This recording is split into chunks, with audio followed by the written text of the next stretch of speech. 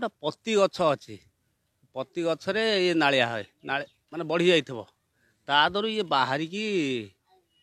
माड़े आम ताकू हाथ में छिड़ेकी आणिकी तापर कटा हब तापर कादुरे घसा हब घसा है पाग होगी बुणा हब ये चट हब चाउधा हब पाचिया हब झांप हब आ सेर गौणी यही सब हो हाँ से भाया चाहिदा अच्छी बुणा ये यही मफसल नहीं बिकुचु 200-300 एमती आम तो छोट बड़ू देखी आसुँ आम जेजेबापा अमलू से आणिकी सब नालिया बुणा बुणी करती बड़ बड़ टोकई चाउधा झांकी टाट ना चट ये सब बुणा बुणी करती एबे टे नालिया मिलूनी फरेस्टर छाड़ूना साप कुंभीर भय आनीपारना जदि सरकार तरफ किसी सुविधा मिलता आम टे आउ कि आणिकी नालिया करतु से बुणा बुणी काम प्लास्टिक रो चाहिदा ए बेसी ताकू रखिले 2 वर्ष 3 वर्ष चलुचंदी नालिया वर्षे 1.5 वर्ष छिड़ छाड़ जाऊँगी कई किणा किणी भल मंद कर पारना इच्छा होनी आर चाहिदा ना प्लास्टिक जुगरे नालिया किए नौ आम तो भगवान दे दुख ये नालिया न करके खाऊ नालिया आणमु जंगल छिंडेक आनी पकईमु काटमु घसीमु घसिकी सुकईमु सुखीज ताकू नहीं पानी पकईमु पानी पकई सारी आनी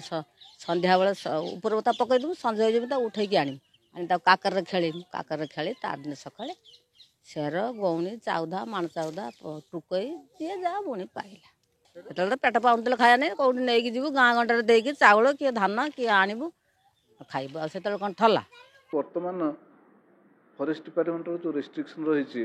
से भीतर कनिका वाइल्ड लाइफ भीतर को से जापारना एवं प्रोडक्शन जो हार्वेस्टिंग ठीक रे पारने ये केवल तार मुख्य कारण एक्चुअली रॉ मटेरियल प्रोब्लेम आम से डिस्कसन करूँ जिला स्तर बैठक में से रॉ मटेरियल प्रोब्लेम आम डिसाइड कर कल्टिवेशन करने थे कल्टिवेशन रॉ मटेरियल आवेलेबल आउ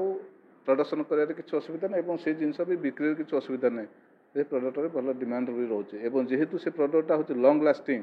अन्य प्रोडक्ट जमी फंगस नष्ट हो जाए सेटा किंतु नष्ट हुए सहजे जेहेतु लुणी आर्द्रतार से बाहरी थाए